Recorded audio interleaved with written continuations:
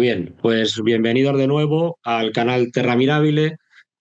Vamos a continuar la charla que mantuvimos hace unos días con Gabriel, donde nos puso de relieve la importancia y el carácter único de la Sierra Nevada como gran laboratorio natural y de riqueza florística.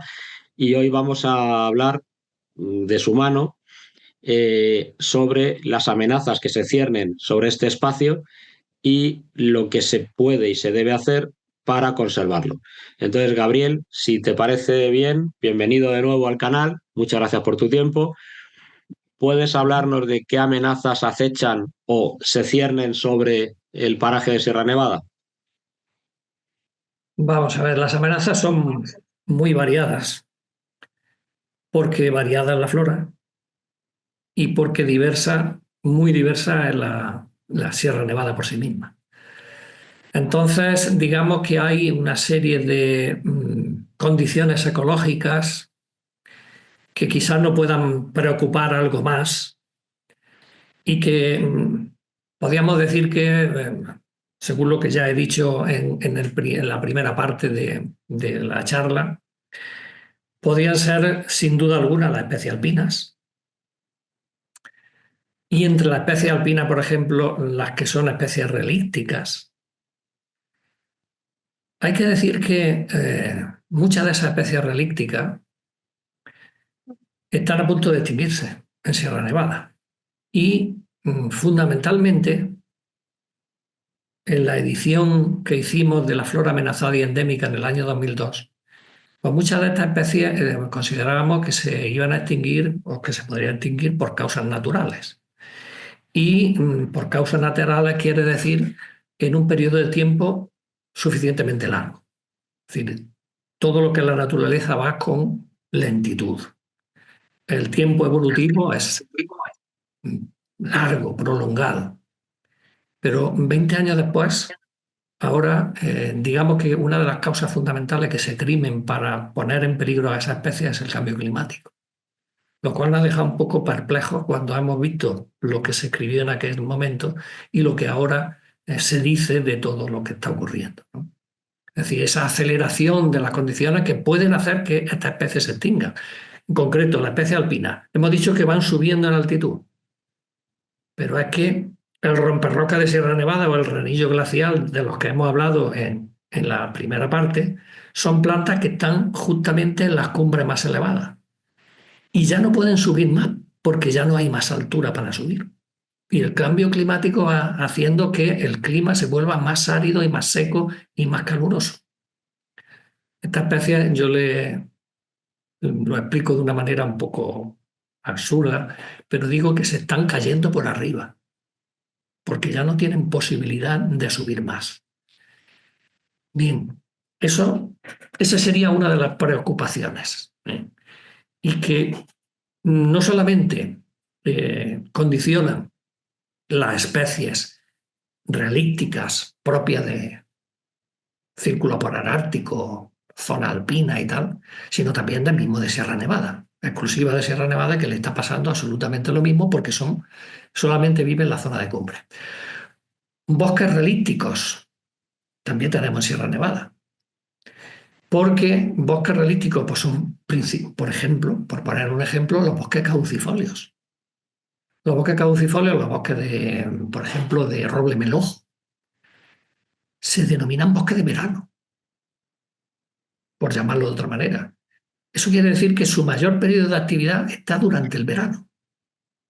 ¿Qué pasa en el clima mediterráneo que normalmente tenemos por aquí? Pues que en el Mediterráneo, en el verano, no hay precipitación. Hay precipitación en el norte de España, por ejemplo, la cornisa cantábrica, incluso durante los meses de verano, pero por aquí no. Entonces, esos bosques son relíticos, están en unas condiciones muy difíciles.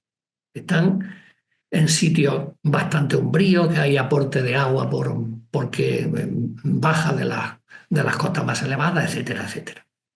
Otras comunidades que también nos pueden preocupar y en las cuales habrá que incidir para poner remedio, los humedales, la planta de humedales, que en Sierra Nevada se denominan borreguiles.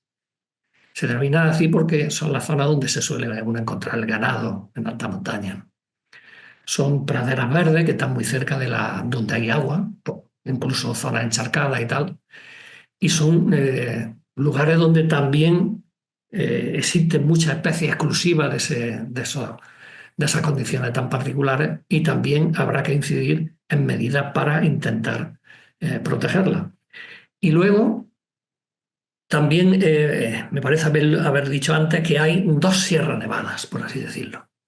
Hay una Sierra Nevada silícea, que es el núcleo central de Sierra Nevada, que está formado fundamentalmente por micasquistos, que son rocas pobres en base. Pero luego hay una Sierra Nevada calcárea, que no llega a la altitud que tiene la Sierra Nevada silícea, la sierra en el núcleo central. El Pico Trevenque, que es el más alto, me parece que tiene 2.200 metros, por ahí anda. Pero allí hay un sustrato muy particular, que son las dolomías. Las dolomías son lo mismo que las calizas, pero en lugar de carbonato cálcico es carbonato magnésico. Y el magnesio, hay muchas plantas que no se adaptan a vivir en sitios, es decir, les resulta tóxico. Y hay también gran cantidad de endemismos, es decir, en esas zonas, andar por esa zona y no pisar plantas endémicas es dificilísimo, porque está todo lleno de especies endémicas. Y también son zonas en las que habrá que incidir para protegerlas. Con lo cual, ya no voy a seguir más, diciendo más condiciones ecológicas, que a ver las haylas, ¿eh? Pero quiero decir que hay una gran diversidad de tipos diferentes, y para cada uno de esos tipos distintos habrá que tomar medidas también acorde a cada una de esas cuestiones. Podemos hacer un compendio, un listado de todo lo que le vaya, y una le vendrán mejor a unas condiciones ecológicas y otras le vendrán mejor a otras. Entonces, si quieres, puedo empezar diciendo que en la actualidad en Sierra Nevada pues tenemos 134 especies amenazadas, ¿eh? Que no está nada mal. En parte comprendo a los políticos o a los gestores, los que tienen capacidad para llevar a cabo cosas importantes en cuestiones de protección. Le tengo cierto respeto porque no saben por dónde tirar de tanta cosa como hay en Sierra Nevada. Tantísima cosa. De esas 134 especies, aquí tengo unos datos que si quieres te lo puedo dar. Hay 44 especies en peligro. Es decir, en peligro significa que son plantas que requieren que se hagan algunas actividades para conservarlas. Es decir, no solamente proteger el territorio, sino hacer algo por fomentar sus poblaciones, tal, que hay algunas que tienen alguna población, muy pocos individuos, etcétera, etcétera. 44. De esas 44 que están en peligro, según la categoría de la Unión Mundial para la Naturaleza, hay una categoría que retorcieron un poco más las cosas, porque en territorio donde hay tantas, habría que sacar algunas que fueran todavía, que tuvieran más en peligro. Y sacaron la categoría de en peligro crítico. Hay 14 especies en peligro crítico en Sierra Nevada, a las cuales hay necesidad de hacerle una serie de actividades para que no se extingan a corto plazo. Y luego, aparte de esas 44, de las cuales 14 son las más difíciles, hay también 86 especies vulnerables. Las vulnerables lo único que requieren en principio es: virgencita, que me dejen como estoy. Es decir, proteger el territorio para que se mantenga en las condiciones más idóneas para esa planta, y no hay necesidad de hacer ninguna otra actividad para esa especie. Quiere decir que tenemos mucho, demasiado quizás. Yo lo comprendo, ya le digo que lo comprendo, pero algunas veces no entiendo algunas cosas que se hacen. Eso también hay que decirlo, ¿eh? Bueno, ¿qué habría o qué? No sé si quiere que primero hable de los peligros y luego de las actividades que habría que hacer, o al revés. Pues si te parece bien, sería interesante que terminaras de desarrollar qué pone en peligro esta flora, Ajá, porque ahora has hablado de temas sobre todo climáticos y de carácter más natural, por así decirlo, pero hay también incidencia de actividades humanas. Y si quieres, luego pasas, según tu criterio, a decir cuáles son las medidas más urgentes, más importantes a desarrollar o que ya se están desarrollando en Sierra Nevada para protegerlo. vale. Bueno, la primera razón importante y que incide, por ejemplo, en la especie alpina son las causas naturales. Causas naturales, ya he dicho que en la anterior edición del el libro de la flora amenazada y endémica, eh, digamos que ahí estaba metido lo que es el cambio climático que ha ocurrido desde la última glaciación hasta ahora, que el clima, pues, de ser muy frío, pues se ha hecho más cálido. Esa es una tendencia natural, pero que ahora se encuentra acelerada por lo que ahora se llama el cambio climático.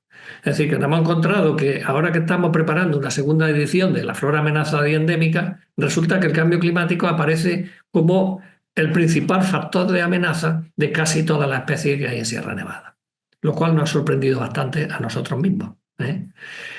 Entre las causas naturales, pues, ¿qué podíamos decir? Pues tú también me hablabas de alguna cosa de esta hace un momento, pues hay erosión híbrida, erosión hídrica, perdón. Las plantas que hay de zonas de cascajales, que son las que viven en pendientes muy, muy pronunciadas, con rocas sueltas, son condiciones ecológicas que digamos que son lo peor para vivir en ellas, pero allí hay mucho endemismo exclusivo de Sierra Nevada, pues el desplazamiento de esos cascajares pueden ponerle también peligro. La competencia entre especies. Tuvimos una amarga experiencia de una especie que vive en humedales que rodeamos con una valla, una de las poblaciones en la que estaba la especie. ¿Y qué pasó? Porque era una especie que se la comía mucho el ganado, ¿eh? Y entonces la rodeamos con un vallado. Pues que se extinguió porque había otra especie que al estar rodeada por el vallado, por competencia le ganaba incluso a esa especie que nosotros queríamos proteger. Quiere decir que aprendimos de modo muy amargo que había que mantener las vallas durante un cierto tiempo y luego abrirlas para que el ganado impidiese esa competencia. De los errores se aprende. Claro. Bueno, la fluctuación en la producción de frutos y de semillas, que tiene muchas especies debido a condiciones muy variadas. La especificidad ecológica, que tiene muchas especies por determinadas condiciones ecológicas.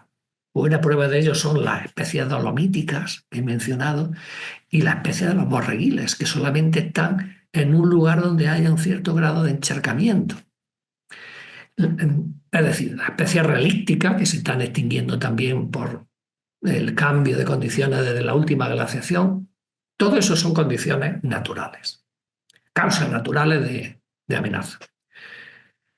Aparte de eso, vamos ahora con otras más complicadas y más debidas a lo que es la influencia humana, el sobrepastoreo. El sobrepastoreo, pues, es una cosa que ha sido muy discutida y muy discutible, estoy de acuerdo, porque incluso los borreguiles, que son unas comunidades muy amenazadas, necesitan el aporte de materia orgánica que por la visita del ganado, pero todo hasta un cierto punto. Es decir, el sobrepastoreo significa, porque hay zonas que a lo mejor están más cerca de donde están las naves donde se mete el ganado por las noches o tal y tal, y esas zonas pues están fuertemente alteradas. Luego, últimamente, la cosa está haciéndose un poco más complicada porque al ganado, a ver, el ganado aporta materia orgánica. Esa materia orgánica en alta montaña hace allí mucho frío y entonces los procesos de descomposición son muy lentos. Si además al ganado se le administran antibióticos para que no se nos muera o no le den enfermedades, esos antibióticos también acaban en los excrementos de esos animales.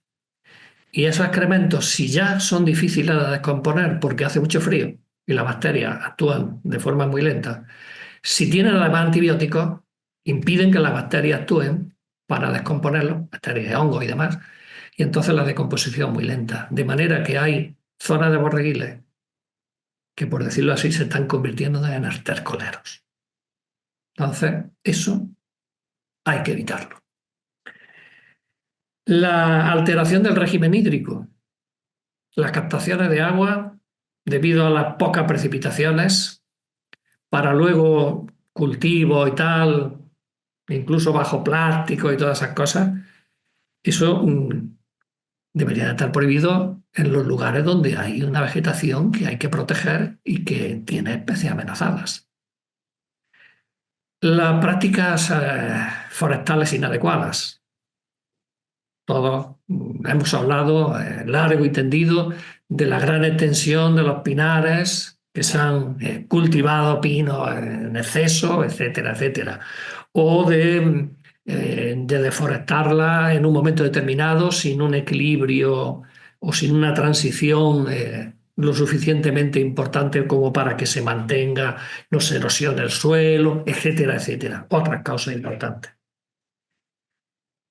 La recolección, bueno, no es una causa demasiado importante, pero hay plantas que llaman mucho la atención y que están amenazadas. Me refiero, por ejemplo, todo el mundo si va por Sierra Nevada y ve un narciso, el narciso de Sierra Nevada, va a coger una florecita, porque es que son preciosas.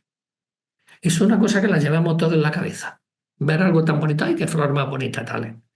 Bueno, pues hay plantas que están muy amenazadas. Hay uno que se llama la zamárraga, en alta montaña, en la zona alpina, que tiene una flor, una margarita preciosa, que las coges y cuando llevas con ella en la mano 2 minutos, se han marchitado. Mira qué lástima. Pero ya la has cogido. Bueno, no es muy importante. El turismo.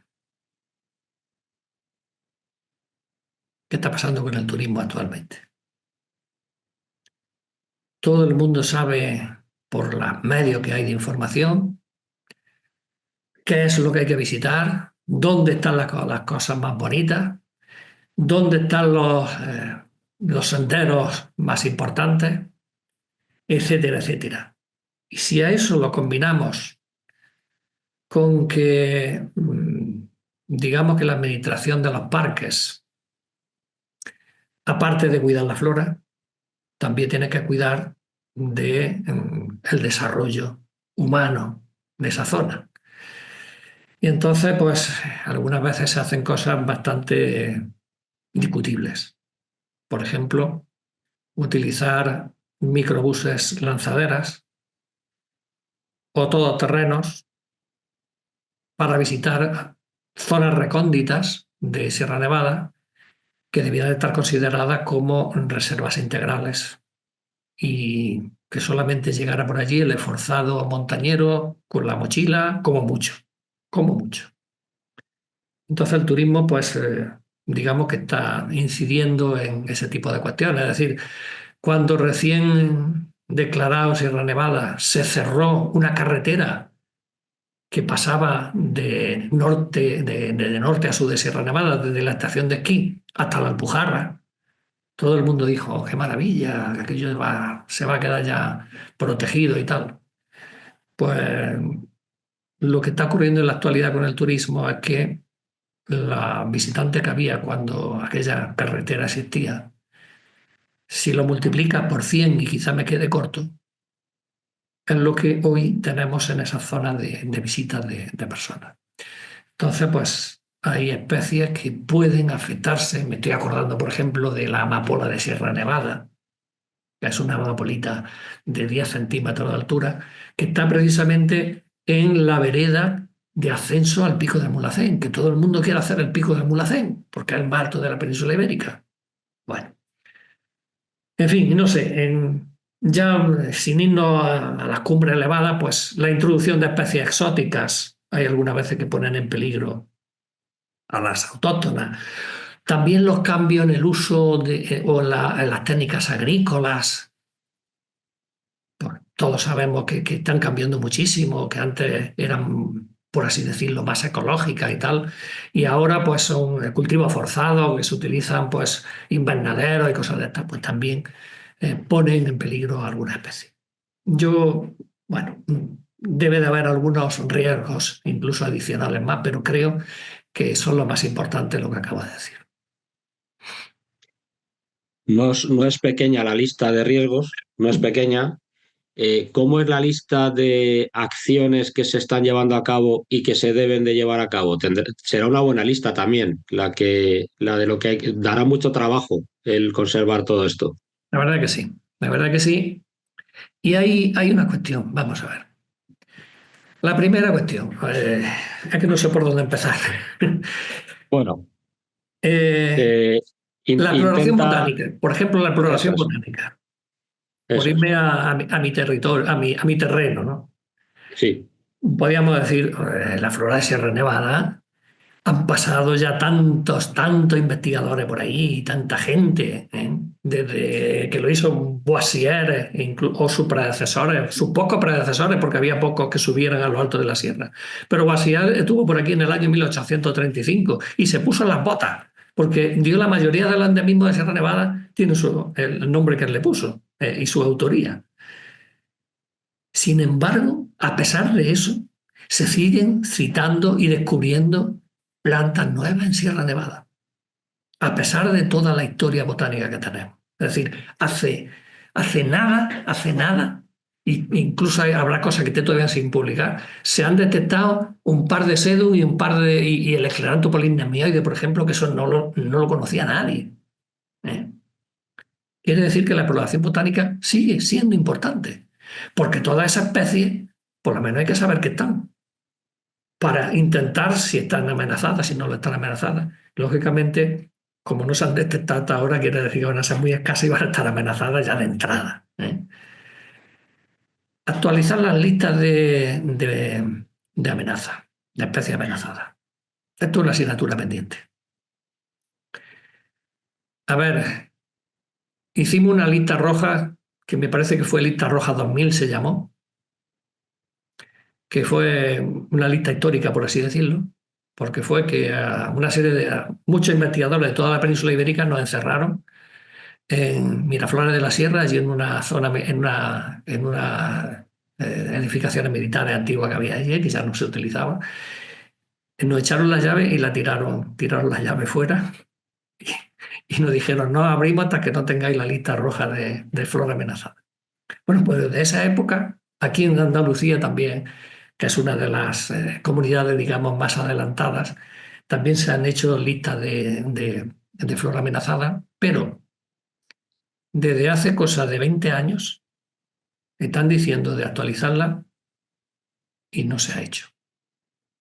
Y se han modificado las cosas de una forma de decir, plantas que están en las listas anteriores no están amenazadas porque se han descubierto más poblaciones, pero hay muchas que deberían de entrar y que no entran. Ya he dicho anteriormente que los políticos, desde luego, tienen un problema muy grande y los gestores tienen un problema muy grande con lo que es la flora amenazada en Sierra Nevada, porque tenemos demasiadas plantas amenazadas. Es decir, si tú tienes una especie amenazada, pues dices, vamos a hacerle maravillas. Pero si tienes 134, la cosa se complica ya mucho. ¿Eh? Y luego lo que también me parece que he dejado entrever en esa primera explicación que he dado sobre las diferentes condiciones ecológicas, es decir, cada una necesita unas medidas concretas, puntuales, exclusivas para esa determinada especie. Hay que conocer su área de distribución, porque ya he dicho que la área de distribución algunas veces hacen que especies que estén amenazadas se descubran nuevas localidades y dejen de estar amenazadas, y otra vez ocurre todo lo contrario, que se descubren cosas nuevas. ¿Qué sabemos de la genética de las plantas amenazadas? Antonio, nada. Nada. Algunas no se conoce ni el número cromosómico. Ni el número cromosómico, que es una cosa que la llevamos haciendo desde que yo empecé la tesis doctoral, empezó a moverse lo de hacer número cromosómico. Pues todavía no se conoce el número cromosómico de muchas especies. La dinámica poblacional que tienen en cada una de esas condiciones ecológicas. La biología floral, es decir, qué polinizadores tienen, cómo se comportan, qué éxito reproductivo, etcétera, etcétera. La propia germinación de las semillas, de los frutos de estas plantas. Es decir, cada especie tiene su casuística. Y volvemos a lo que decíamos. El principal laboratorio biológico del contorno del Mediterráneo, porque aquí hay una cantidad de cosas que hacer que desde luego a un investigador como yo me agobia de la cantidad de cosas que hay por hacer. Y desde luego, pues luego hay que gestionar temas del pastoreo, de la deforestación, de la alteración del régimen hídrico, de la captación de agua. Eso son cosas que no se pueden hacer a la vista gorda y que se están haciendo. O sea, muchos guardas de determinadas zonas, joder, tienen familia, tienen conocidos, tienen tal, y luego pues, viene el agricultor y te dice que lo que está haciendo allí pues, es el sustento de su hijo. Y claro, eso hay que intentar consensuarlo. Es decir, yo no estoy diciendo que una prohibición total ni nada de eso, pero todo eso hay que gestionarlo adecuadamente. En resumen, desde tu punto de vista, también como investigadores, que hay muchísimo, muchísimo por estudiar en Sierra Nevada. Mm. Hay que gestionar un enorme patrimonio natural florístico que, como tú bien indicas, no es fácil. ¿Con qué mensaje de cierre lanzarías, por un lado, a los gestores? O sea, ¿qué le dirías tú a los gestores que tienen el reto de conservar Sierra Nevada? ¿Qué consejo le darías? Y luego, ¿qué le dirías al oyente, al visualizador de este vídeo, que no tiene por qué ser un gestor de territorio, ni una persona relevante, ni un investigador, pero es alguien de la calle que con su actitud, con su curiosidad o con su implicación podría hacer para que Sierra Nevada se siga conservando? Bueno, pues la verdad que la cosa está muy, muy complicada, ¿eh? Para los gestores, los que llevan el Parque Nacional y Parque Natural de Sierra Nevada, pues hay que decirle que no hay más remedio que encajar lo que es el desarrollo con lo que es la conservación. No hay más remedio.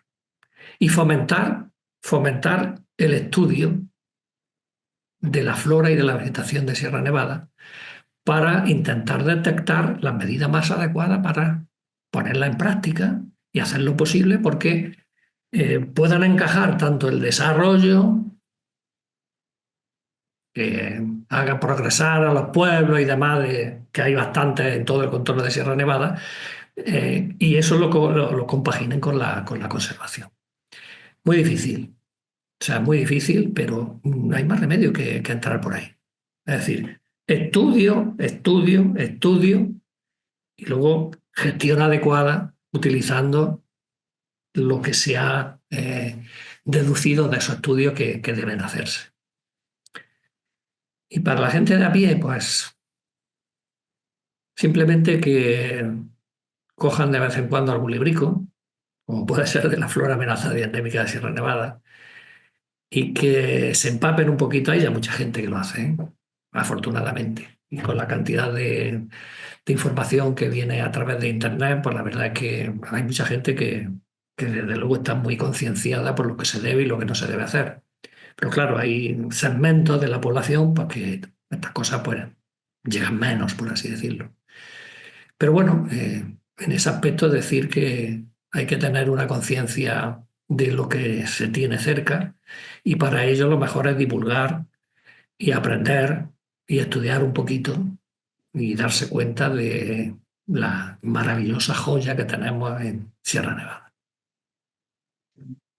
Pues con estas reflexiones de Gabriel, vamos a cerrar estas dos pequeñas entrevistas. Agradecer, Gabriel, de todos tus años de investigación, que hayas sido capaz de hacer este compendio, este resumen súper resumido, porque es difícil, dado lo extenso del conocimiento que alberga tu investigación, el tiempo que nos has dedicado y que espero que cuando la gente mire Sierra Nevada, pues la mire con unos ojos de admiración y con ansia de conocer y de estudiar, tanto los investigadores como la gente de a pie, también que aprendan sobre Sierra Nevada para disfrutarla, porque es un patrimonio que hay que conservar.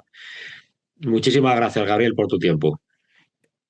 Pues encantado de que me hayáis dado la posibilidad de hablar de algo que me encanta. No sé si habrá quedado bastante claro y del cual podríamos estar hablando no solamente en 2 sesiones, sino muchísimas más. Muchísimas gracias. Estoy seguro de ello y seguro que en el canal hablaremos más de Sierra Nevada. Muchas gracias, Gabriel. Encantado.